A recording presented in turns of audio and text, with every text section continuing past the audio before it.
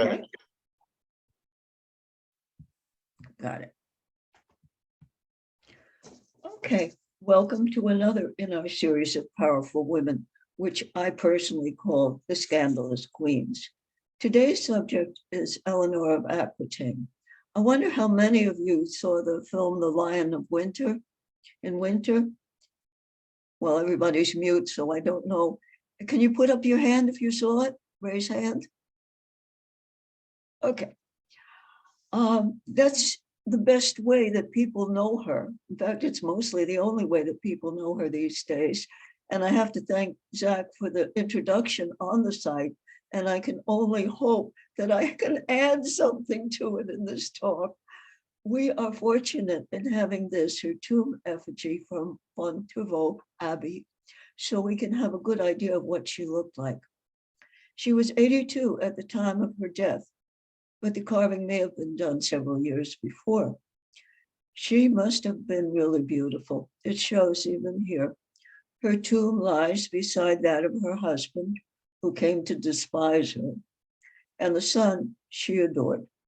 Her eyes are fixed on her book, which might be a book of romances written by one of the many poets of her court, including her sister-in-law, Marie de France, whose stories of chivalric love contributed in large part to the Arthurian legends as we know them today.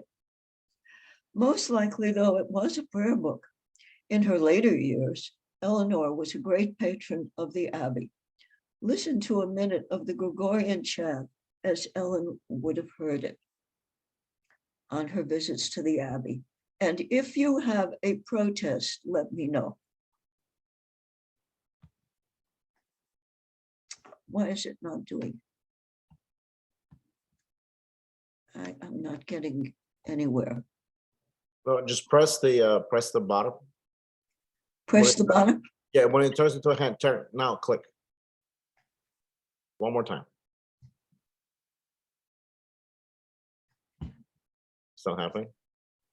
No. Yes, women sang in Fontevraud Abbey. We can thank the composer, Hildegard von Bingen, actually Saint Hildegard, who encouraged women to sing in the church and not castrati. So we can thank her for that, and I'm sure some young men could have thanked her as well. Saint Hildegard was also a spiritual counselor for many, including Eleanor, as we will see later on. Fontevraud was unique among the religious institutions of the time. Although monks and some nuns resided there, the leader was always the abbess, female, once married and now widowed. The Abbey welcomed women, particularly the widowed, the cast off, and the divorced. Eleanor had been all of those things in her time. And here is a picture of the Abbey, I think not so good, but yes, maybe you can see it. It did a stint as a prison camp in World War II, but it is now restored as a national treasure. And when Eleanor was born in 1122, there was really no France as we know it. The territory that is now called France, as in other countries, was divided into fiefs held by dukes and counts who owed vassalage to the king of what was then called France, which was actually a very small area centered on a tiny island in the Seine, so over there.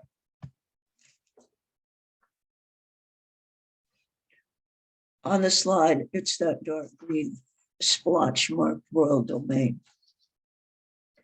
A percentage of taxes collected in the fiefs were sent to the king, and in the time of war, the nobles holding the fiefs were supposed to supply the king with bond et arriere bond, that is, men who were cheap enough, and arms which were more expensive, to fight in the wars between countries, suppress rebellions of individual fiefs, which happened, and conflict among the individual fiefs as well.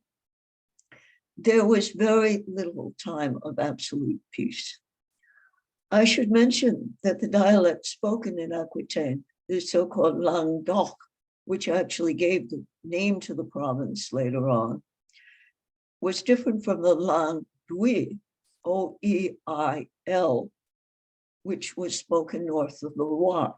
How different you can guess from the names, both Oc and Oué, with the French suppressed terminal consonants, most of them, mean yes.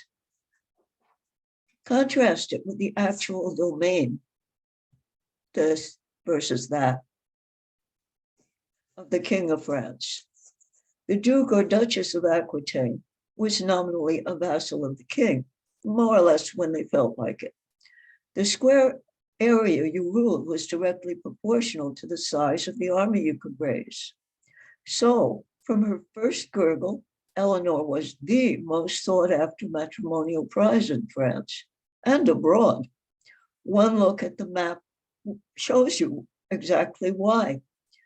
The king was then Louis VI, known as Le Gros, meaning the fat. His other sobriquet, meaning the battler, which he most certainly was before and even after he gained all that weight. And do we have a picture of him? We should. There he is. This particular Louis was obsessed with consolidating royal power and endlessly fought both the petty and the powerful nobles who refused to acknowledge him as their feudal lord and cough up their taxes. Soldiers, whatever was required. The nobles set up shop in their own castles, collected their own tolls, robbed and raped the surrounding people, and withheld the taxes that they should have paid to Paris. It was Louis VI's job to pull it all together somehow. Alliance and betrayal followed one another in an endless dance of power as two nobles combined with each other or fought each other or combined against the king, against a third, and Louis was constantly in the saddle, leading his troops against one or another miscreant. Eleanor, who inherited the duchy at 14, was the answer to his prayer. Were Aquitaine to be solidly allied with Paris, there would be an almost unlimited source of martial power. Eleanor's dying father had appointed the king to be her guardian, and so she was speedily engaged to his son, also named Louis, who would become the 8th king of that name. As was the custom, he had already been crowned as young king to secure the succession, though the title granted no power.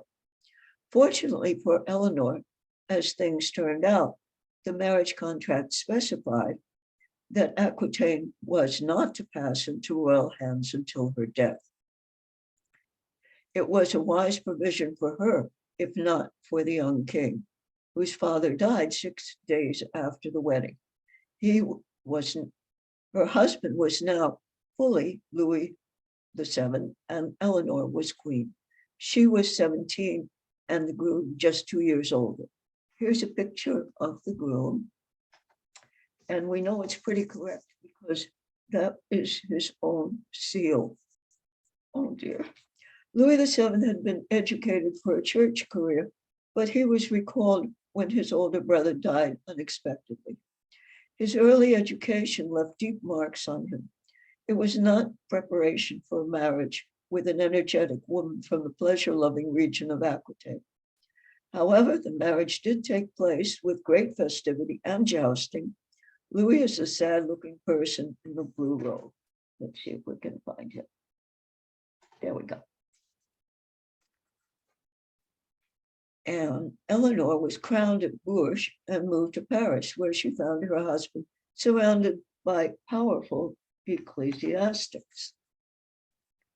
Counselor inherited from her father, including the Abbé Suger, whose renovations of the Carolingian Church of Saint Denis in Paris, Saint Denis in Paris, produced the very first example of Gothic architecture. That is, the pointed arches, the ribbed vaults, and the flying buttresses, which I can't see because they're outdoors. It was a runaway success. almost all the cathedrals you'll see in Europe accord with it.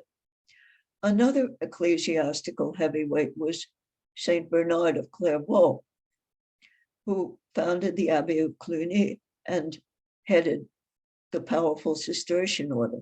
He was a co-founder of the Templars. He debated with Peter Abelard. He preached the Second Crusade that would be a crucial turning point in Eleanor's life. The Cistercians were a reformist order. Corruption was rife even in the church as the abbeys became ever more wealthy with donations and tithes. The Cistercians were founded on the principle of self-sufficiency through manual labor. And let's get down here. So we can see probably a rather idealized and much more modern version of Saint Bernard. And there is the Abbey. And I have a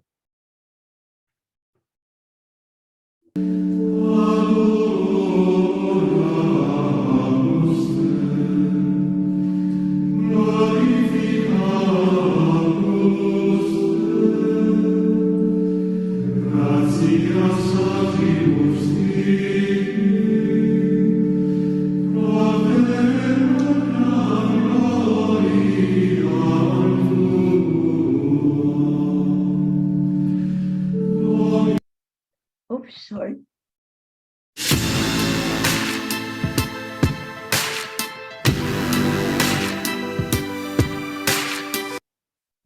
Somehow.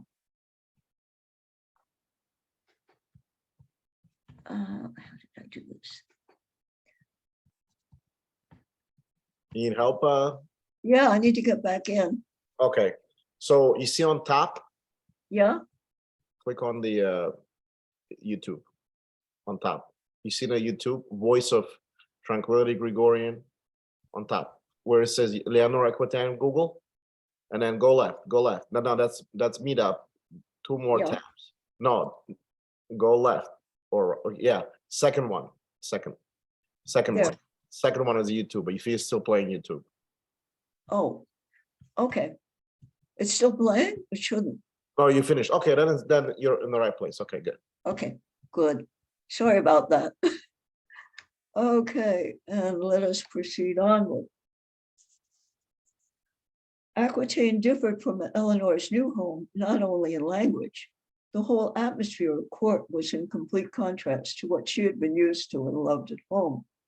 Eleanor's grandfather, Duke Guillaume, or William IX of Aquitaine, had been a troubadour. His exploits, including seduction and kidnapping, were legendary, and he died excommunicated. Troubadours did not always lead this kind of life, and their songs celebrated love, especially the extramarital kind. Eleanor had grown up in this atmosphere of festivity and permissiveness, and I think I have one of William's songs if I can find it. Oh, maybe not. Let us go onward, and we will continue.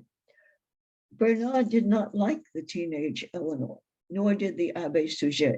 It was into a pious and disapproving milieu that the young Eleanor arrived with her ladies, defending themselves against the Parisian chill with elaborate garments of heavy silk slashed in patterns to show off the rich fur beneath.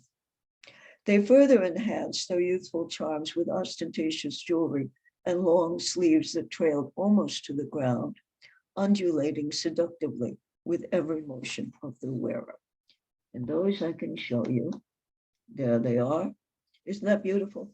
I love to play dress-ups at the reenactments. Worse yet, they brought their musicians to sing those songs of love and conquest in the court, and they also brought along male attendants who the advisors complained wore pointy shoes. Eleanor's husband, now King Louis VII, was deeply in love with her. He was religious and shy with women, including his wife, He let her do as she pleased and paid no attention to his spiritual advisors. They waited for her first misstep and were soon rewarded. One of the ladies who accompanied Eleanor to Paris was her pretty sister, Petronilla.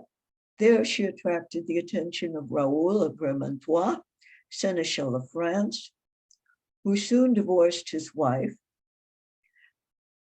and married Eleanor of Blois, both without ecclesiastical sanction. And that was a mistake. The wife was sister to Theobald of Champagne, one of the most powerful nobles in France. He appealed to the Pope, and the loving couple were both excommunicated. Despite this, Eleanor, that is our Eleanor, persuaded Louis to give Hugh and Petronilla his support. Louis was already in serious conflict with Theobald over the appointment of an archbishop, and so it took very little urging from Eleanor to get Louis to raise the dispute to the next level. Remember that Louis's father had dedicated his life to suppressing rebellions and gained much prestige and power in the process. Louis had dreams of leading his own army to glorious victories, and an invasion of Theobald's lands was his first opportunity. Unfortunately, military action almost always leads to outrages, and innocent civilians pay the price. A revolt broke out in Vitry-le-France when Louis attempted to take the noble's children to Paris as hostages for good behavior. To suppress it, Louis's forces set fire to the church, and the entire population of the town, which had taken refuge there, 1,000 of them, were burned to death. He was shocked, even though that was the common practice, and he retired forever, he swore, from battle. Eleanor was blamed by the ecclesiastics, and this was the start of a tradition. She wasn't even doing the main queen job. In the 8 years since their marriage, despite the passionate attachment of the king, Eleanor birthed but 2 children, both girls. This was not good, since France had a Salic law specifying that only males could inherit real estate, and particularly not the whole country. Her flirtatious behavior was also becoming a worry. A male child born to her at this point might not have a kingly blood at all, and there was no sign of one impending. Possibly the Petronilla episode had caused a rift. Possibly Louis simply had a lower sex drive. Notably, the troubadour Marcabru, was exiled from court when the Trobar Clos, the deliberately obscure but kind of double entendre verses that he dedicated to the queen, became vulnerable to prurient interpretations, and his presence a little too close to hers. And this one, I believe. Okay, so you get the idea of that. The first line of it, if I translate it correctly, is the other day, behind a hedge, I found a pretty shepherdess. And you can imagine what goes on from there. Fortunately, at this point, something occurred to take everyone's mind off the royal marriage. The Seljuk Turks were threatening Jerusalem. Europe had not been asleep during what seemed to be called the Dark Ages. A firman sent men out on voyages of exploration and plunder. Vikings marauded wherever water flowed. From Italy, Normandy, the adjacent lowlands, adventurers of noble birth but limited prospects sallied forth to conquer kingdoms of their own. One of these adventurers, Duke William of Normandy, invaded Britain, which he believed he had the right to rule. I mention this here because that was to have tremendous consequences for our heroine and Britain as well. But more immediately relevant was the news from what in Eleanor's day was called Outremer, the land over the sea, that is the collection of petty kingdoms carved out of the Levant by European invaders during the First Crusade. The relevant place names, Acre, which is spelled acre, like an acre, but it's Acre, Edessa, Antioch, etc. It sounds so romantic, but without a map or two, especially since many of them are now called something else. They swim around in our heads a kind of historical alphabet soup. So this is, now come back here. This is the Principality of Antioch. And here we have the Kingdom of Jerusalem, and there is Edessa. And those are the ones that are going to be most important. So let's live with that for a while. All this area had been under Muslim domination from the 7th century onwards, but the easygoing Fatimids had allowed both Christians and Jews to worship as they wished if they paid a special tax as dhimmis, D-H-I-M-M-I-S. These were the people of the book. They had the same book in a way as Muhammad did, and pilgrims had access, of these religions had access to their holy sites. But by the middle of the 12th century, the armies of the Seljuk Turks had overrun the Levant on their marches from the Bosphorus to China, and were now swallowing large bites from the Byzantine Empire. When the Byzantine, who were Orthodox, began pushing back, the Seljuks started to restrict the Christians. The order went out to destroy all the churches, even that of the Holy Sepulchre, which contained the tomb of Christ. The Byzantine emperor appealed to the Pope, who launched the First Crusade, which had as its twin objectives the preservation of Christian worship there and the restoration to the Byzantines of sovereignty in territories won by the Crusaders. Now I will take a 5-minute detour through the First Crusade in order to contrast the reality versus the romantic images of the holy warriors. Let's begin with the ill-fated Peoples Crusade, consisting of like 40,000 men, women, and children who responded to the preaching of Peter the Hermit and left their homes to follow him, walking the 1,500 miles to Constantinople, those that survived the march, that is. Most of them hadn't packed too wisely and had to live off the land, which meant stealing, so they were an undisciplined mob by the time of their arrival. Emperor Alexius Comnenus kicked them across the territory to Nicaea, but warned them not to continue into Turkish territory, which was pretty much right next door. We go. They didn't listen, and the Turks didn't like them any more than the Byzantines did. 30,000 People's Crusader were slaughtered, but not Peter, who escaped to join the main body of the Crusaders. The martyrdom of the 30,000 turned out to be a significant, if unintended, contribution to the ex-Crusaders who followed them.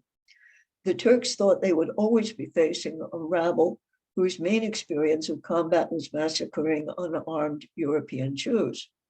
Made careless by the harvest of this low-hanging fruit, Kiliç Arslan, the Turkish general, allowed his barely supported soldiers to attack the ex-Crusader camp at Dorlium, just a little deeper than Nicaea into Turkish territory.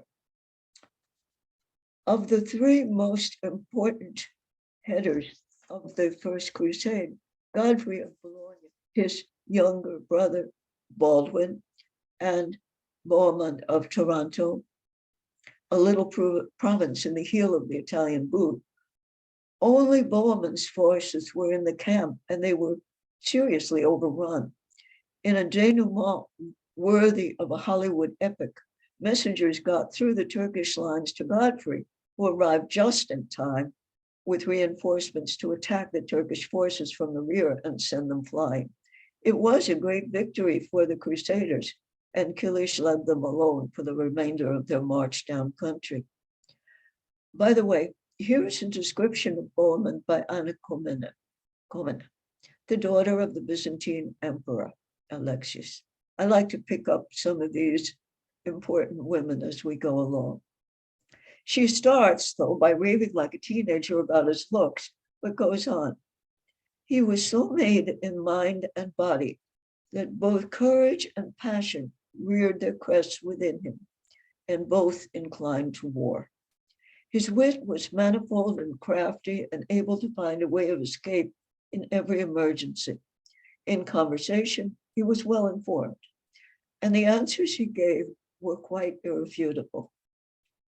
This man, who was of such a size and such a character, was inferior to the emperor alone in fortune and eloquence and other gifts of nature.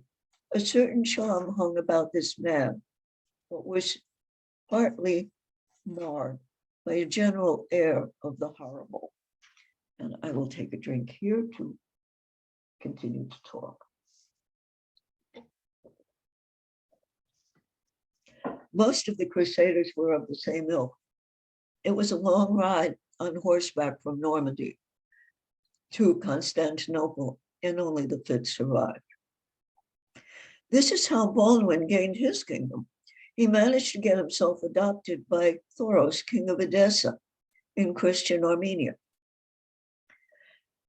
Thoros and his queen were childless, and they thought that having an heir, especially a Crusader heir, would strengthen them against Turkish aggression. 3 days after the ceremony of adoption, in which Baldwin crawled between the queen's legs to simulate birth, both she and Thoros were somehow killed and their naked bodies dragged through the streets. Baldwin now had his kingdom, and his crusading days were done. As for Mormont, he, according to the story, once rescued a very pregnant lady whose caravan had been attacked and sent her back safely to her husband, a powerful noble of Antioch. The grateful spouse agreed to open the gates at night to the besieging Franks. Once they got into the city and kicked the natives out, Mormont took over the citadel. This was a problem because the citadel was the best protected real estate in the city, and Baldwin refused to surrender it until the other leaders agreed to give him the whole city if they ever got out. The problem was getting out. The Crusaders were hopelessly besieged by the vast forces of Kerboga of Moselle. A vision saved them. A low-ranking soldier, Peter Bartholomew, not the hermit, dreamed that the Holy Lance, the one that pierced Jesus on the cross, was buried at the place the Crusaders were besieged. He persuaded others to dig, and so was found the Holy Lance. The next day, carrying the lance before them, the Crusaders marched out of Antioch in reverent procession, terrifying their besiegers into headlong flight because the Turks figured they must all be stark raving crazy and hence extra dangerous. You can actually see the lance if you want to. It's in Vienna at the World's Jewels Chamber of the Imperial Treasury. The whole point of that crusade had been to save Jerusalem. Remember that? For Christianity? And now of the initial big three, sorry, Tancred, but he got his kingdom even earlier than the others, and was also gone. Also Godfrey, together with fewer than 2,000 knights and 15,000 infantry, were left. Jerusalem prepared for siege. All Christians were expelled to lessen the demand for food. For miles around the city, trees were felled and chopped up so the Crusaders couldn't use their wood to build search engines. Jerusalem had solid walls, and had it been inland, the Crusaders would probably have starved before the city. Fortunately for the invaders, the port of Jaffa remained open, and Genoese mariners supplied them with food and lumber. Once siege towers were constructed, Geoffrey's forces swarmed the walls. No adoption, no betrayal needed here, and Jerusalem was taken. And then they killed everybody inside the walls, 40,000 men, women, and children. Their horses picked their way carefully through a lake of blood and flesh, but it was done. Godfrey was now the ruler of the empty city, only refusing to be called king in this, the spiritual capital of Christ on earth. If only our heroes could be all good or evil, What the Crusaders had accomplished was miraculous. The horror of the siege has echoed through nearly 1,000 years of history. 100 years after Godfrey's troops stormed the walls, the Christian kingdom of Jerusalem came to an end. Nevertheless, in Brussels, just outside the Place Royale, there is a statue of Godfrey on horseback, riding into battle and looking, well, heroic. And here he is. And I cannot resist showing you a contemporary portrait of Anna Komnene, who I like better. Okay, so let's go to this. The leaders of the First Crusade now rule the kingdoms. It's no wonder that the Crusader seemed to be an attractive proposition when having your sins all forgiven was thrown in. In 1144, when Eleanor was 22 or 23, Edessa fell to the forces of Nur-ad-Din Abu al-Qasim Mahmud ibn Ahmed ad-Din Zengi. I love saying that. The Atabeg of Aleppo, who had the same feelings regarding Christians in Muslim lands as Osama bin Laden. Jerusalem itself was threatened, and Pope Eugene III preached a second crusade. Bernard of Clairvaux, remember him, became its most effective proponent, and King Louis, his primary disciple. Louis, who was an idealistic and religious guy, wanted to save Outre-mer, and it was not enough to send money and soldiers. He wanted to go himself. He'd sworn off war after the Toulouse episode, but he saw the enterprise as more a pilgrimage than a war of conquest. He probably didn't know the stuff I just told you. Naturally, Eleanor wanted to share in the rescue of the holy places, so she went shopping. By the way, the slide is of the Crac de Chevalier, the tower, the fortress built by the Hospitaliers in the Holy Land. And she went shopping, yes. You need a lot of clothes for a crusade. She had to take along her ladies and lots of servants to make picnics for them. They dressed up as Amazons from time to time. You can imagine what the ecclesiastics thought of that. Louis's advisors did not approve. All routes to the crusade passed through Constantinople, where the depredations of the first crusaders and their failure to keep the promise about turning over conquered lands had worn out their welcome and chilled that of their successors. The now Emperor Manuel hurried in his new bench right along without much ceremony. Some of them grumbled about taking over Constantinople. After all, these Orthodox weren't quite Christians in the Crusaders' view, but the idea was voted down. Louis's only significant partner in the coalition of the willing, Conrad II of Germany, got as far as Dorylaeum, the site of the first Crusaders' great victory, where Nur-ad-Din sent his army of 20,000, cut his army down to from 20,000 down to 3, and he slunk back to Germany to lick his wounds. Further along the brutally hot steppes of Anatolia, Eleanor's baggage became a problem and slowed down the march.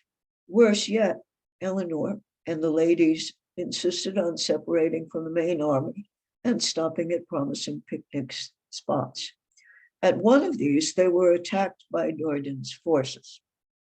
Louis and his knights had to rescue them, and Louis was almost killed.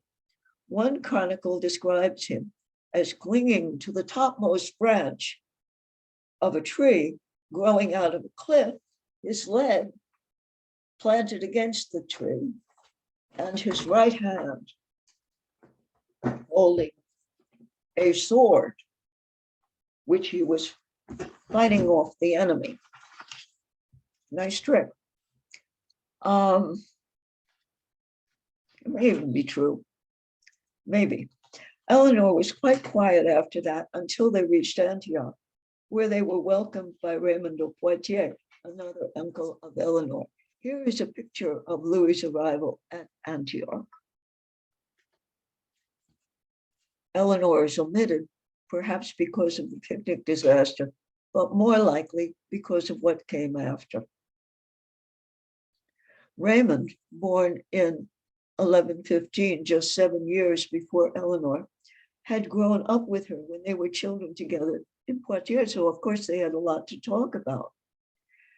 Raymond had been fetched from Europe to marry Constance, the 8-year-old granddaughter of Bohemond. Raymond wanted the Crusaders to attack Aleppo, it's a little north, from which the Turkish forces were seriously threatening Antioch, and thus all of Outremer, including Jerusalem. But Louis said no, he had come about Jerusalem and he would accept no substitute.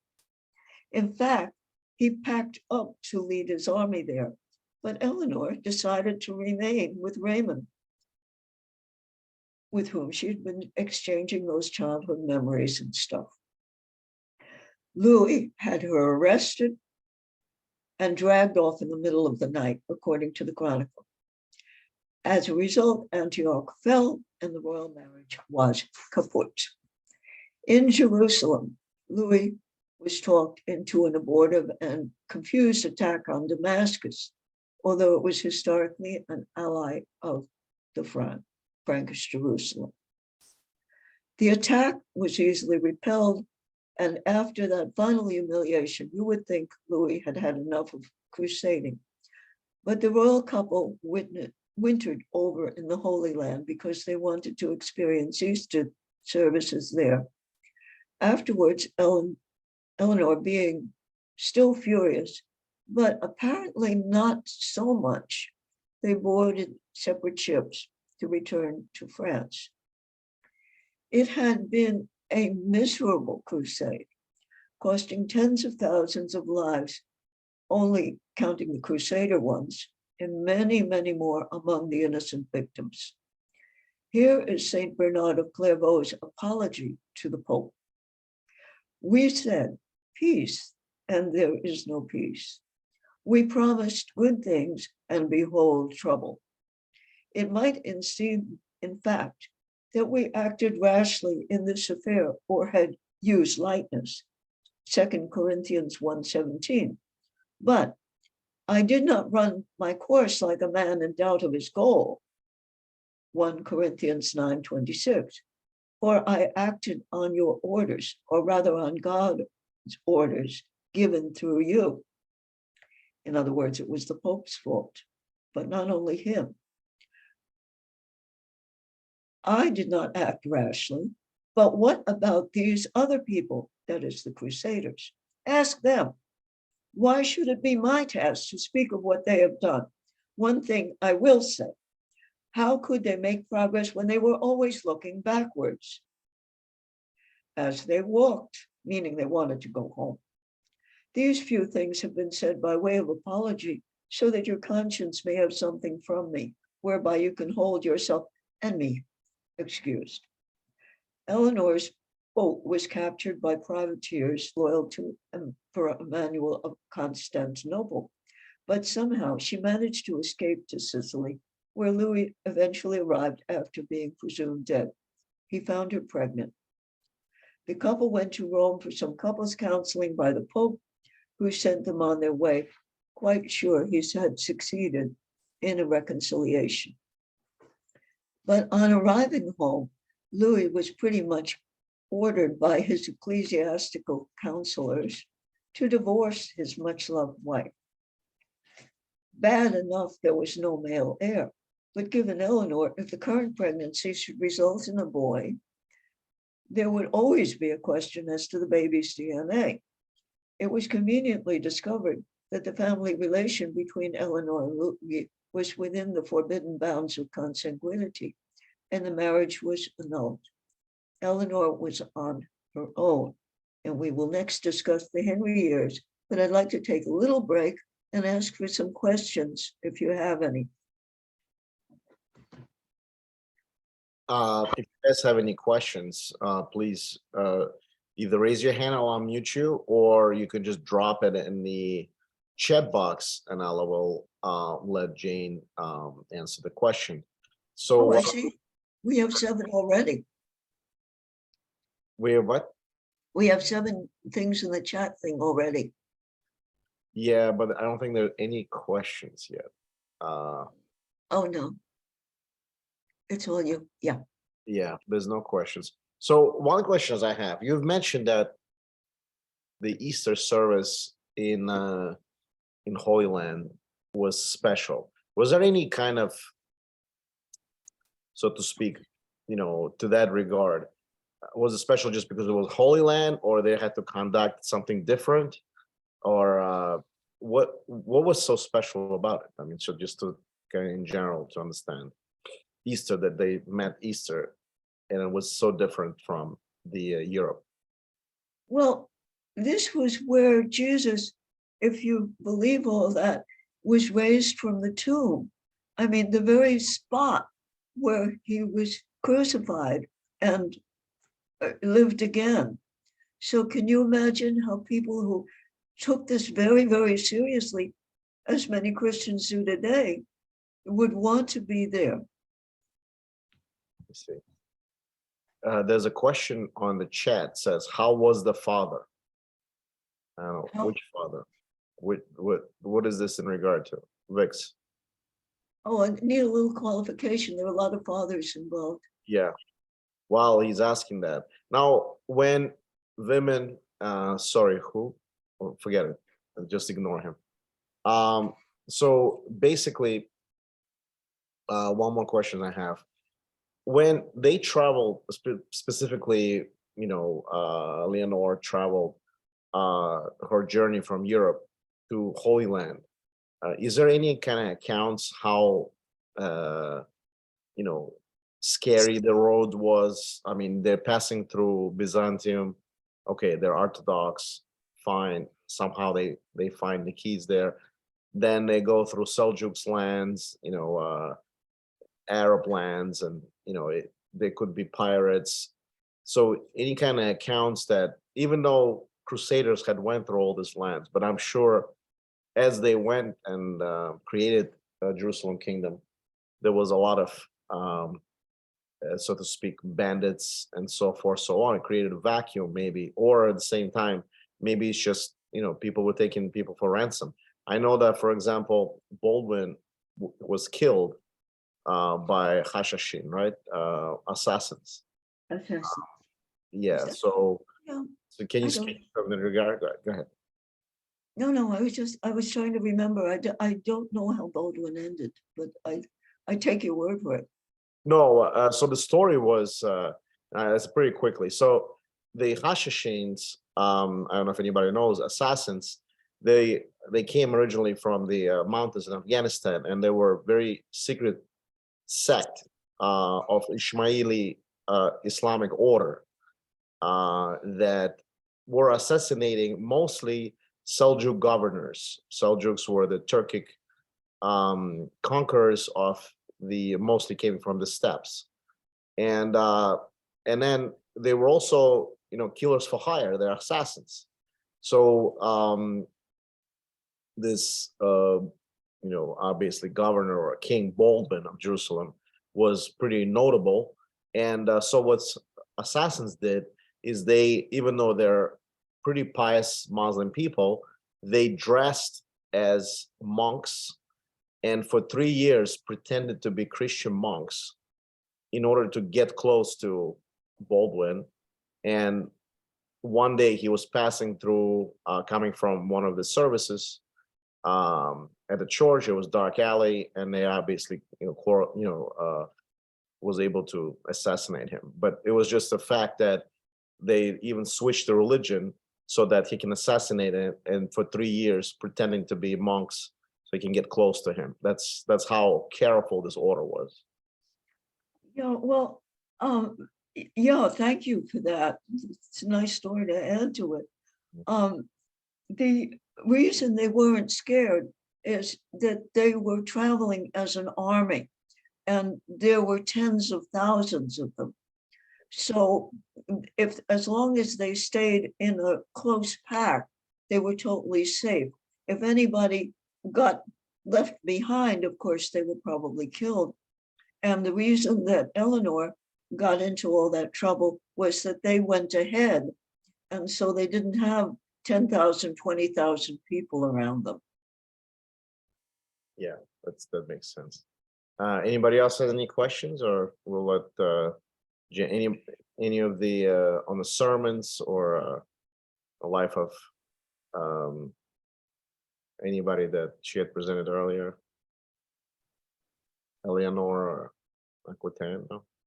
Okay, I guess we can just move on, and people will have questions. And please, write down your questions if you have some, and don't be afraid. Let me know and ask her away. This is kind of an open discussion type of thing, even though we have an official presentation. But Jane is very nice. She don't bite. Don't be too sure. Okay, so we'll go into the Henry years. A year before, when arriving home, Louis was pretty much ordered by his ecclesiastical counselors to divorce his much less loved wife who'd been there. It was convenient discovered that it was consanguineous, and the marriage was annulled, and Eleanor was on her own. For about, 6 to 8 weeks, nobody's really clear on the time. A year or so before, Duke Geoffrey of Anjou and his son Henry had been in Paris negotiating Henry's investiture as Duke of Normandy, for which he had to pay homage to King Louis. It is said that Eleanor met Henry there, but there is no consensus about that. Despite her being 11 years older than he, and the rumors, probably untrue, that she slept with his father then, the couple felt much mutual attraction, though on Henry's side, I suspect more to her lands than her. Thus, within 8 weeks of Eleanor's annulment, they married in Poitiers. On her way to the wedding, she was coming from Paris, he was coming from elsewhere. Eleanor narrowly avoided not one, but 2 abduction attempts. One by Henry's younger brother, Geoffrey Fitz-Empress, that's son of the empress that was the Empress Matilda. And the other more serious by Eleanor's vassal, Hugh of Lusignan, which resulted in the death of her protector, Patrick of Salisbury, and the advent to history of the man who saved her, William Marshal. He went on to become Henry's right-hand man and regent of England for Henry III. The Lusignan clan were international pests, not only in France, but more famously in Jerusalem. Here is Peter of Blois' description of Eleanor's new husband in a private letter to the Archbishop of Palermo in 1177. And when I read this, and when you see what eventuated, it's unbelievable how close he was to knowing his subject. The Lord King has been red-haired so far, except that the coming of gray hair has altered that color somewhat. His height is medium. His eyes are round and white, while he is of calm spirit, but in anger and disorder of heart, they shine like fire and flash in fury. Always from morning until vespers, he stands on his feet, and he never sits unless riding a horse or eating, although his shins are greatly wounded and bruised with blows of horses' hooves. Ouch. Foiling the plots of his enemies, he frequently mocks them with surprise arrivals. He is a passionate lover of woods. Truly, he does not linger in his palace, but traveling through the provinces, he investigates the doings of all, judging powerfully those whom he has made judges of others. Whom once he has esteemed, with difficulty he unloves them. Whom once he has hated, with difficulty he receives into the grace of his familiarity. As often as he is able to rest from cares and anxieties, he occupies himself by reading alone, or in a crowd of clerics he labors to untangle some knot of inquiry, a mensch, in other words. Henry was immediately attacked by a gaggle of feudal lords who thought they could easily wrest the new domains from this young upstart. He left Eleanor to join the fray. She remained happily in Poitiers, reigning over a resplendent court complete with bards and troubadours.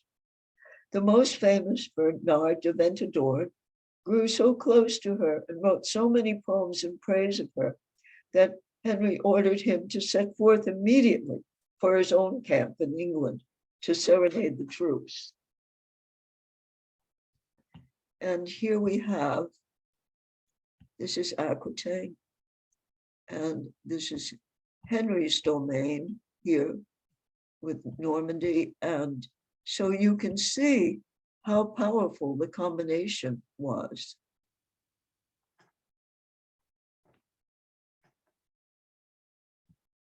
And I have another song for you. Oh, but that's gone. We can skip that one.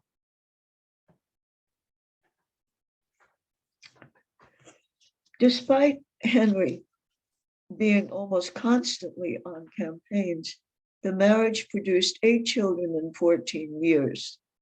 Quite possibly Henry's, except for the first, William IX of Poitiers, born 5 months after her divorce from Louis, so probably when they were wintering over in the Holy Land. William died at age 3. There was some concern during the Beckett crisis that Eleanor was drawing a little too close to yet another of her uncles, Raoul de Fay. Henry himself was in constant motion throughout his domain in England, not to mention Wales and Scotland, and on the continent. Eleanor, an efficient administrator, was usually sent to govern some region that might stray in the absence of the king. Of Eleanor's children, the only ones we need to be concerned with were the males who survived childhood. Henry, who became the crown prince on the death of his older brother, William, Geoffrey, Richard, and John. 2 of them became kings of England, one bad, the other worse. Here they are, starting with young Henry, the crown prince, insulting his father. Henry is serving his son at a banquet. Maybe this was some kind of tradition, I don't know. When one of the guests commented that he'd never seen a king serve anyone before, and young Henry rejoined, "It's only proper that the son of a duke should serve the son of a king." This kind of talk was pretty insulting in the day. And here we have Geoffrey. Geoffrey was kind of a guy, he was one of these people who was just sort of innately evil, but only when he needed to be. Most likely he stayed in the background. This one is Richard the Lionheart, and we know all about him. And here we have King John. And now a tale of family dissension and perhaps a poison. When Eleanor was pregnant with John in 1166, I'm sorry to report that Henry strayed. He'd done so many, many times before, as a trail of at least 3 illegitimate sons testified, but this one was serious. The object of his affection was a convent-educated girl of noble family named Rosamond Clifford. He built her a bower on land that is now under Blenheim Palace near Woodstock, which to this day has a fountain named Rosamond's Well. Of course, that was in the 18th century, it was built. But if pretty scenery can enhance a romance, you can't do much better. I've been there, it's lovely. Perhaps it was at this time that Eleanor wrote to Hildegard von Bingen, remember her? The letter must have spoken of her distress, judging the answer she received. By the way, I don't have Eleanor's letter, and we can't be entirely sure that it was sent on this thing, because the date of these letters, they didn't automatically date a letter. So sometimes they can tell by context and sometimes they can tell from where it came from, but I suspect that this was the time. Hildegard wrote, "Your mind is like a wall which is covered with clouds, and you look everywhere but have no rest. Flee this and attain stability with God and men, and God will help you in all your tribulations. May God give you his blessing and help in all your works." Well, it sounds well meant, but I wonder how much help it was. Hildegard did write a strongly admonitory letter to Henry, but the date, again, is uncertain. It may have referred to the Beckett Affair, which was quite a different kind of affair. And there is a labyrinth at Blenheim now, maybe because of the legend that Henry had tried to conceal Rosamond in one, but Eleanor had found her and forced her to drink poison. It would have been difficult because Henry acknowledged his mistress officially in 1174, and Eleanor had decamped to Poitiers since well before that year. She was now at home. She was having a glorious time in Poitiers, surrounded by poets' beards and bards and minstrels. I don't know if the bards had beards. One book written during Eleanor's tenure there was The Art of Courtly Love by Andre the Chaplain. It's rather hard on women, but given some rules of love. This was probably the origin of the charming legends that lovers could bring their sorrows and wrongs to a court of love whose judges were Eleanor and her ladies. Here are some of the rules. They may be valid today. Marriage is no excuse for not living. I think he meant the marital state of the beloved. He who is not jealous cannot love. It is well known that love is always increasing or decreasing. The easy attainment of love makes it of little value. Difficulty of attainment makes it prized. Every lover regularly turns pale in the presence of his beloved. When a lover suddenly catches sight of his beloved, his heart palpitates. A new love puts to flight an old one. Nothing forbids one woman being loved by two men or one man by two women. The joys of extramarital love were celebrated by the songs of that Bernard de Ventadorn that Henry had summoned away from Eleanor's court before. And this is my favorite Trouvère song, When I See the Lark. It was called a dawn song or an aubade, and it was supposed to be sung by an attendant who had the nasty job of waiting outside in the cold to warn the lovers that a husband might be coming home. Oh, can you give me back my sound?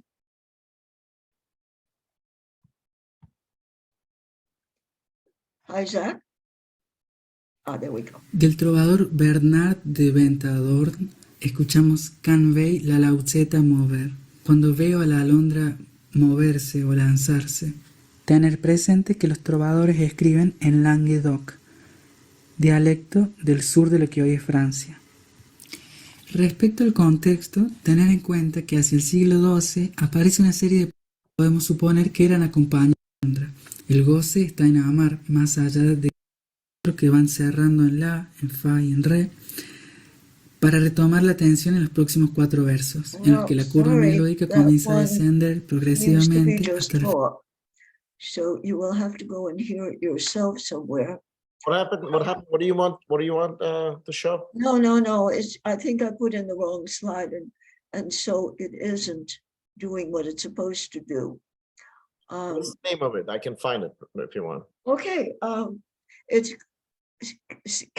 what you see there. Can vei la lauceta mover. Okay, let me see if I can do that right now. Can vei lauceta mover, right? Yes. All right, let me see. So we have Bernard de Ventadorn. Perfect. All right, let me just hold on. I'll just stop it 1 second. So what I'm going to do is I'm going to share it right now. Okay. Oh, can you stop sharing for a second? And I'll Sure. share. Where does it say stop video? Where does it say stop share? On top, you should. I mean, on the bottom, you should see a stop share. Oh, I don't see it. Stop sharing. No, I don't. Well, you can do that for me, can't you? This will stop. Okay, I'll just overlay you. Yeah. No. Okay. Oh, there it is. I got it. Okay. All right. So I'm gonna go ahead and play it, and you guys let me know. Can you see it? Yes, I can.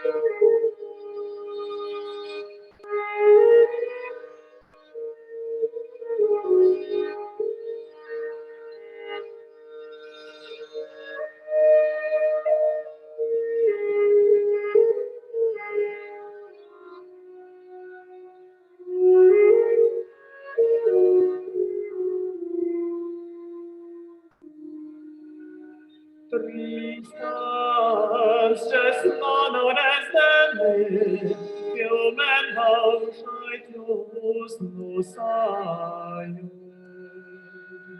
De chantar magic recre, et de joy et d'amor mesco.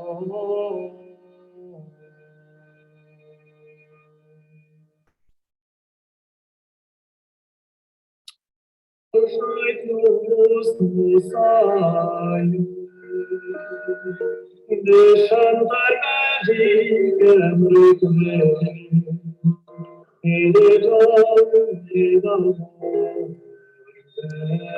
think it's still playing on your side. Excellent. Wow. Isn't that beautiful? Can you stop when you're in? Stop.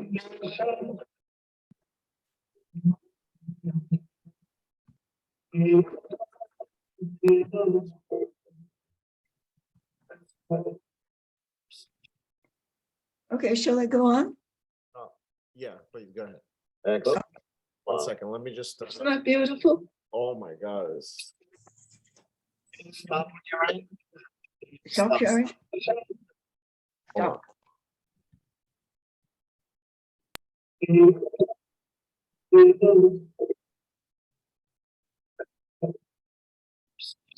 Go ahead and share. Okay, shall I go on? Yeah, go ahead and share. Yeah, please go ahead. Where's, oh, there, it's going to the bottom. Share. Okay. All right, so continuing, that made me love early music forever. And most of it isn't really that great. Okay, despite the seductions of the Poitevin court, Eleanor would never have deserted Henry and her position as a queen had there not been other issues, of which Rosamond was probably not the most important. She may have foreseen the coming storm if she wasn't actually a party to or even instigator of it, and wanted to be safely out of the way. Henry II was an indulgent parent by all reports, but he made a mistake. Henry wanted the best of him for his son, and thus he betrothed him in infancy to Alice, the daughter of Eleanor's ex, King Louis, not obviously by Louis' second wife, who agreed to let her be raised at the English court as long as Eleanor had nothing to do with the girl's rearing. Had all gone according to King Henry's hopes, his son would have ruled over united France and England, and I just showed you the slide of that. However, in the tradition begun by Charlemagne, Henry had his eldest son, young Henry, crowned as king in 1170, and that was normal. We saw that had been done in France before. The ceremony was rather dubious in that it wasn't officiated by the Archbishop of Canterbury, whose name was Thomas Beckett. And we know all about that. And Beckett had been feuding with King Henry over the rights of the church, most notably as to whether the crown or the church had the right to try clergy who had been accused of crimes, and frequently did them. Beckett had been young Henry's tutor from childhood, so they really forged a bond. And the feud, not to mention the alternative archbishop at his coronation, really bothered Henry, young Henry. Another reason for the early coronation might have been that Henry had taken the measure of Richard and John and wanted insurance against a war for the succession when he died. He had total faith in young Henry. Instead, the Civil War broke out almost at once. Young Henry, now referred to as the young king, was 19, a spoiled brat who refused to take this king title as anything but a license to raid the treasury and do whatever he wanted with the money. Old Henry, whom he loathed, was in his way. He had fond memories of being raised as an adopted son of Thomas à Becket when Becket was his father's chancellor. By 1170, Beckett had been Archbishop of Canterbury for 8 years. He was currently sheltering with King Philip in France after King Henry's attempt to reign in the privileges of the clergy and lessen their ties with Rome. When he heard about the coronation, Beckett promptly excommunicated old Henry and the prelates who had participated. Henry was forced to offer a compromise. Beckett accepted and returned to Canterbury. And this, by Matthew Paris, who was a contemporary, a drawing by Matthew Paris of Henry and Louis wishing him Godspeed. You can tell which one is Henry because he's got his fingers crossed. But Henry wasn't the only one dissimulating. Once back in Canterbury, Beckett continued the campaign against Henry's policy towards the church. And one day, Henry said something exactly what is disputed, but most quoted was, well, nobody rid me of this turbulent priest. And so 3 of his nobles did exactly that, martyring Beckett in the cathedral and sending him on a sure path to sainthood. Aside from the conflicts about Beckett, young Henry wanted to be king for real and grumbled to his mother, who had her own issues. Richard, 16, was upset because his father was sleeping with his intended bride, Alice, who'd been raised alongside him since childhood. Geoffrey, age 15, kind of tagged along with the whole idea. John was 7. Geoffrey liked making trouble. The kids poised themselves to invade Britain. Old Henry ignored them and pointed his forces straight at Eleanor's citadel. Seasoned technician that he was, he made short work of the Poitevin defenses. He and his men trashed the castle, but Eleanor wasn't there. He caught up with her on his way north to embark for Britain, captured her, and popped her into prison under guard. He soon vanquished the rebels and made peace, forgiving them everything. He'd done that with Beckett too, and Beckett had given him the kiss of peace and then went home and excommunicated him. So when Henry got the news that young Henry was lying desperately ill, he suspected a trap and didn't go to visit him. Young Henry died, and old Henry never forgave himself. He did not forgive Eleanor either, and she remained at house arrest at various locations for the next 16 years, with a rather chintzy allowance, only 1 bed for her and her attendant, and only 1 attendant, and almost no budget for new clothes. At long last, Henry died in 1189. Richard was now king, and Eleanor was free, back in Poitiers, governing her lands. She slipped into a role like a weasel into a chipmunk burrow. At last, at the age of 70, she could retire comfortably from the fray, she thought. Geoffrey, who sided with the rebel barons in 1170 and fought in young Henry's rebellion, died at Paris at 27, a permanent guest of King Philip. It is said that King Philip tried to jump into Philip II. It is said that King Philip tried to jump into his coffin. Richard, Eleanor's favorite, was at last in charge. What could go wrong? Now, there's no retirement from problem kids. Richard was impulsive and John was evil. Arthur of Brittany, grandson of Geoffrey, was still a child. That very year came the call for a new crusade, the third. The Frankish rulers of Jerusalem, Guy of Lusignan, remember the Lusignans, and Renaud of Châtillon were both really bad guys, especially Renaud, who kept raiding Muslim caravans in violation of the truce. Saladin, now the leader of the Turkic forces, occurred, by the way, finally lost his temper and took over Jerusalem, though, unlike the Frankish conquerors, he didn't massacre the population, except for Renaud, who richly deserved it. Guy paid Saladin a ransom for the nobles, but nothing for the poor, who were then enslaved. Saladin's brother bought 1,000 of them and then let them go. In 1192, Richard, against the advice of his counselors, went galloping off to the Holy Land to reclaim the Holy City, leaving Eleanor at home to run the country. His partners in this Third Crusade were Philip II, and the son of Louis by his second wife, and the once formidable Frederick Barbarossa, Holy Roman Emperor. Unfortunately, Barbarossa, now in his 80s and wearing armor, which is impressive at that age, that stuff weighs, fell off his horse in the middle of a stream and drowned ignominiously. His army turned back.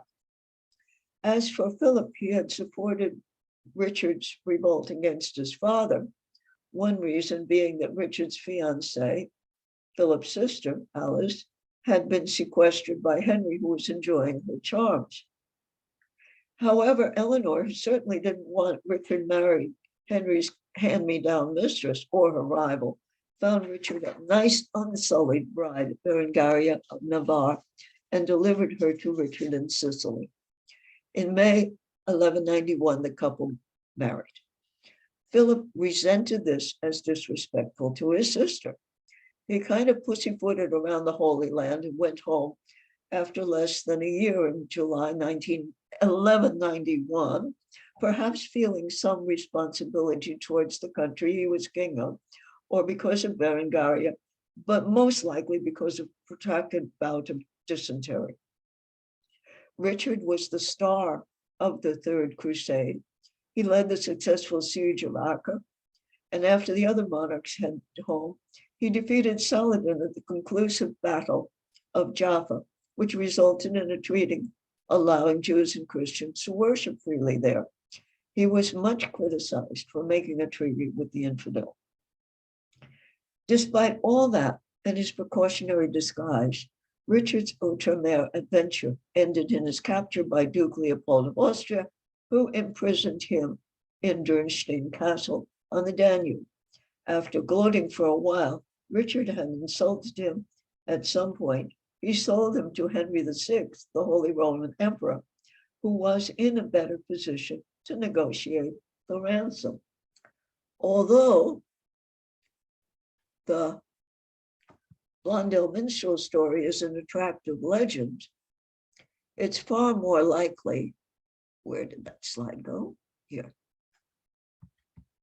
It's far more likely that Henry himself let out the secret, that Richard himself, no, that Emperor Henry let out himself, so he could collect the ransom. Whichever. Here is, I think I have somewhere in there, maybe not, the song that Richard wrote. And I think I did not put that down because there was quite enough of it. Okay. No prisoner can tell his honest thought unless he speaks as one who suffers wrong. But for his comfort, he may make a song. My friends are many, but their gifts are naught. Shame will be theirs if for my ransom I lie here another year. And according to this, it should, there we are, it's sneaked over here. And I have to move this if I'm going to get it. We'll only play a little of it. There we go. So we can continue. And the song sounds really sad, although he really was a good composer. He must have learned a lot as a kid. But he was actually having a great old time partying with the emperor and his court. He never insulted Emperor Henry, after all. You can contrast this with the feelings of his mom, who wrote this, begging Pope Celestine III to intervene to free her son. And she wrote it in Latin, by the way. To her revered father and Lord, Celestine, by the grace of God, the highest pontiff, Eleanor, in the wrath of God, Queen of the English, Duchess of Normandy, and Countess of Anjou, to show herself a father to her, a suffering mother. I had determined to be silent, lest I be accused of insolence, if the overflowing of my heart and the violence of my grief evoked some less cautious word against the priests of peace. Grief is not different from illness. It is the impetus of its fire. It does not recognize lords. It does not fear colleagues. It does not respect or spare anyone, not even itself. Let no one be surprised then if the power of grief makes my words more harsh.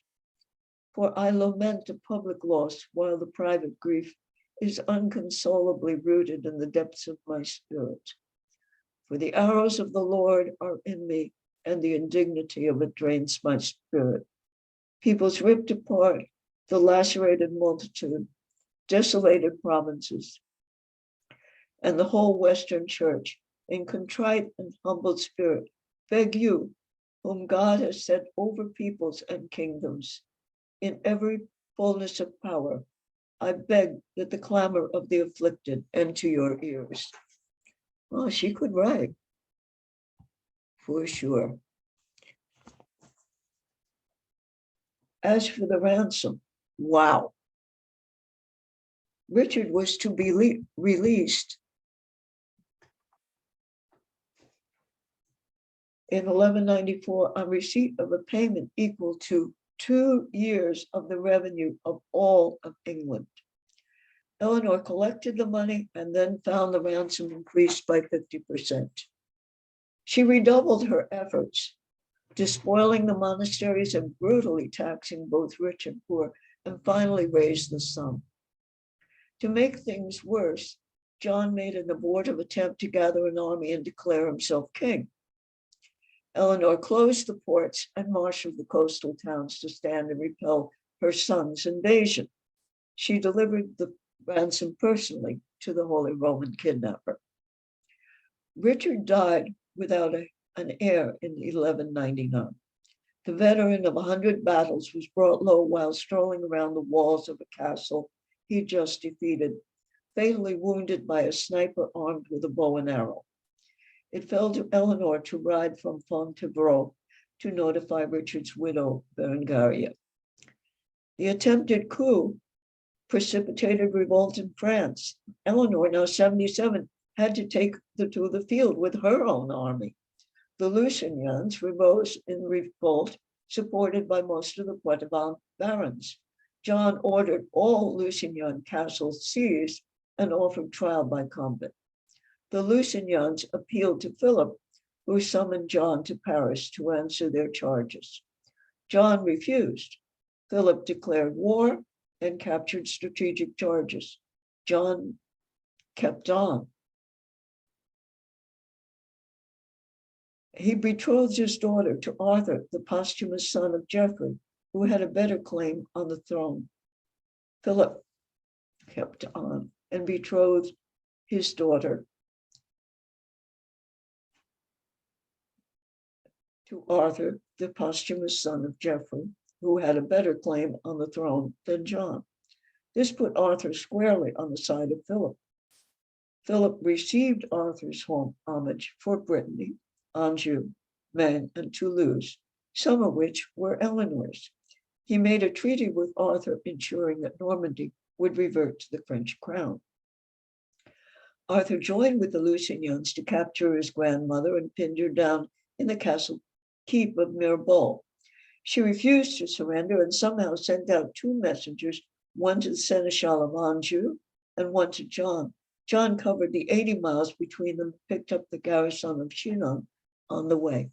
Once there, he made short work of the Lusignans troops, capturing both Geoffrey and Hugh the Brown, who had led the earlier attempt to kidnap Eleanor, the head of the Lusignan clan, and Arthur.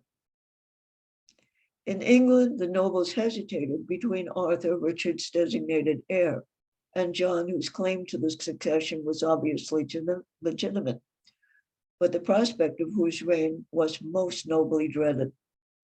In the end, it was decided that Arthur, supposed alive, was too young to reign. Arthur too old for yet another regency, and England had enough of regencies anyway. John would most certainly take up arms again were he not designated king. Arthur disappeared. Nothing was known about what happened to him. Most of the other captives were blinded or starved to death. One story is that John offered him freedom if he would relinquish all the lands he had obtained at Richard's death, and Arthur refused. His confinement was transferred to a tower at Rouen, and then he vanished. A story emerged from a monastery where one of John's counselors had retired, that John had gotten drunk, killed Arthur, and then dropped his body in the sand weighted with a stone. The body was supposedly retrieved by a fisherman and secretly buried at a Benedictine priory. Arthur's elder sister, who was his heir, was sent to England and kept in luxurious confinement in return for keeping her mouth shut. Eleanor died at Fontevraud in 1204, having survived all her sons but one, fortunately missing the later years of John's reign. Magna Carta was signed in 1215. And that's my tale. Any questions? There was a couple of questions on the chat. First of all, thank you. This was incredible. I really enjoyed it. The music, and then since you have a musical background, this was beautiful. So a couple of questions here. Again, I don't know. The Vix is. Do we know who the father of her baby really was? I guess.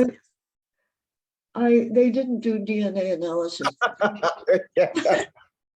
But they remember that they were wintering over to see the Easter, but then they went home on separate ships. I mean, they were on the point of divorce, so there was reconciliation and then, apart and all that. I don't think she had too much opportunity to stray that winter. So yes, it probably was. It probably was it. Louis, sorry. Yeah, it's interesting. So another question is here as well. Another question, more like a statement.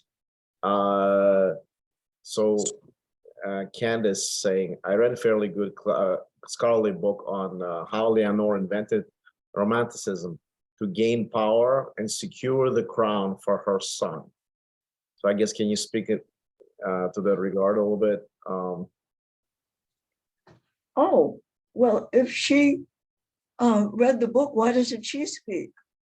Yeah, that's true. In addition of the cultural examples, the clothing, music, etc., was so appreciated and added so much to the presentation. Kathy is saying that this was really incredible. Let me unmute everybody, and then just, if you guys can raise hands and ask questions. But I just want to add something, an interesting concept. So when Richard was imprisoned by, I think it was at that time, German, Richard, I'm sorry, Austrian monarch.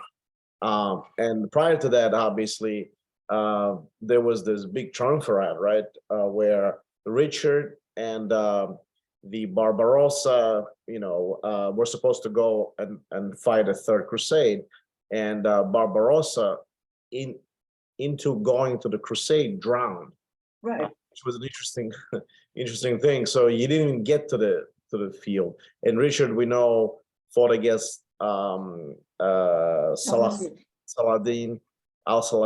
and and basically had an interesting. I don't know how true it is, but he wanted to marry Saladin's daughter. Did he? This I don't know about. And so they had exchange of letters happening, and Saladin, even though it was a pious Muslim, obviously, and I don't know if you know the history of Saladin. He is actually Kurd. Yes, I mentioned that. Yeah, he's a Kurd, Kurd descent, but at that time they didn't really have too much of a distinction. They just called themselves Arabs, obviously, in that regard. And so it's interesting.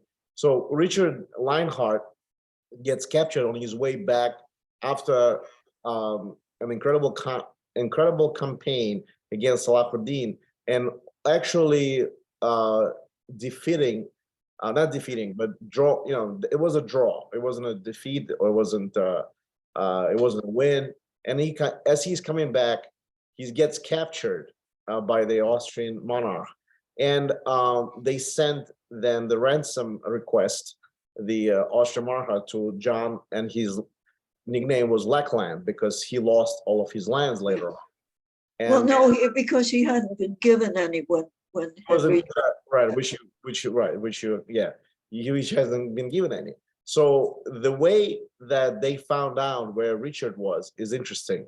There was this troubadour, his name was Blondel, was walking around, like just like Jane was playing all this music. He was walking around, you know, strange lands in Austria, and troubadour was singing various songs. All of a sudden, Richard was sitting in his dungeon, I guess, you know, ready to get ransomed out, and then he hears the troubadour playing similar songs as at that time. I don't know if you know, Richard didn't really speak English. He spoke French. He was probably in France, maybe in England only once, and he still was the English monarch. It was a very strange situation. In any concept, he hears this guy Blondel and from his dungeon, and basically that's how they found out where Richard was. So through the troubadour. So there's an interesting story about that. And It's a lovely story, but unfortunately, what happened was that Richard had insulted the Austrian, I think he was a duke, but don't hold me to it. On the way in, he had done him some insult. So when the Duke got his hands on Richard, he put him in a prison. And maybe that Blondel had found Richard, and that was the key to the guy selling him. He actually sold him to the Holy Roman Emperor, because the Holy Roman Emperor could get a bigger ransom than this Duke could get. So yeah, and he personally bankrupted the British basic country, went into default because of Go ahead. Yes. Yeah. So just let me unmute everybody, see if anybody wants to ask any other questions. Go ahead. You want to say something? Yeah. I think the Blondel episode may be partially true. Most people now say it didn't happen. I'm always of the thought that it could be open, that it could have happened or it could not have happened. If it happened, he would have to be in the prison. In the first place, he was in prison, because once the emperor got him, the emperor just said, okay, live in the castle, you're royal like me, let's have fun. Correct.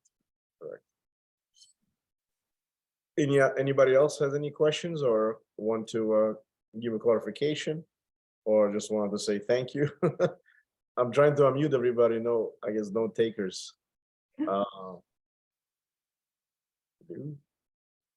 Everybody's still on. So yeah, I mean, the story is amazing. I mean, she's obviously, here's Beverly. I think she was trying to unmute herself.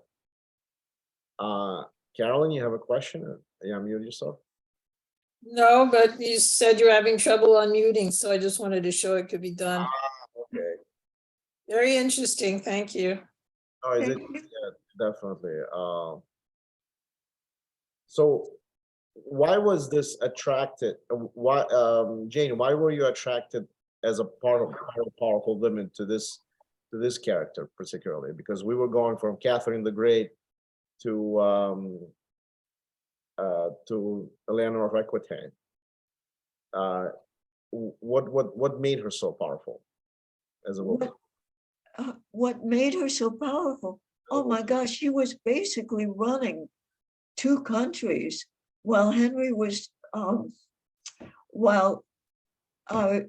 Henry was running around. She was regent for John. she was running the country. That's pretty powerful. Right. In fact, she was running that whole swath of both the areas on the continent and in Britain. Interesting. Wow. Yeah, I mean, so the next one you said that we're gonna be doing Agrippina, right? Right. Agrippina. Interesting. And that's more of a shift. To the. Have you ever thought about doing something on Byzantium? Like there was the one who almost tried to return the Holy Roman Empire. What's his name? Not Julian, and his wife basically stopped him from leaving Constantinople. What's his name? I'll forget. And Theodora, I think her name. Yeah, Theodora, the first. I Yeah. know almost nothing about that. I'm just starting to read about the Byzantine emperors. Yeah. But it's one of the, I mean, I've asked all my friends how many of them can put Sogdiana and Fergana on the map. And Well, talking about Sogdiana, Fergana, not as related. There's another very powerful woman. I don't know if you ever heard of Georgian queen. Her name is Tamar. no, Tamar, yeah. She actually single-handedly at one point repelled several Arab conquests and initial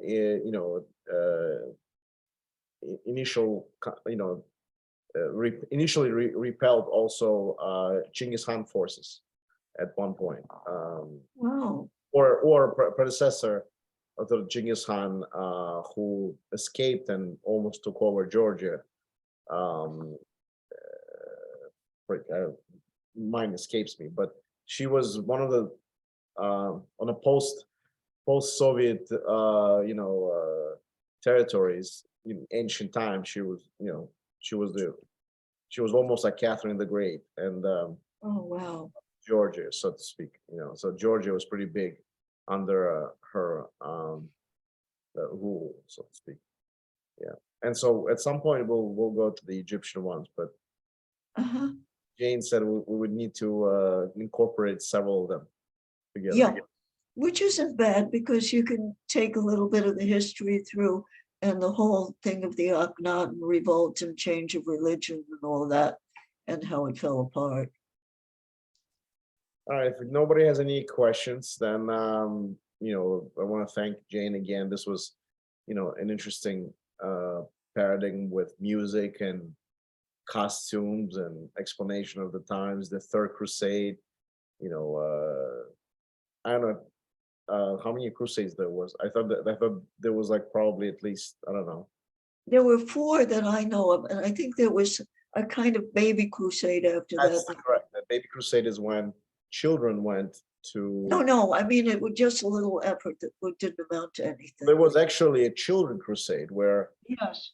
nobility, children of nobility, were gathering together to go into Jerusalem, and they were sold by Sicilians or that time the Genovese authority to various kingdoms as slaves because they weren't able to defend themselves. So it's interesting aspect. But anyway, we'll let everybody then finish their weekend. Jane, again, thank you so much. We'll talk more, and this was incredible. And if you guys wanted to check out this video again, go to our YouTube channel called Fitness History Investing Together. So once you put all 3 words together, just type it on YouTube channel. It's there. I also put it in the chat. And we also have a website if it's easier for you. It's not called Magna Carta, it's called Omni Carta because Magna Carta was taken. So I call it Omni Carta, so .org. So I can put it in the chat right now. And we have our schedule of presentations and our YouTube channel videos on that website and all our upcoming presentations and in-person gatherings as well. So without further ado, let me just put in the chat the website. Again, it's called omni.org.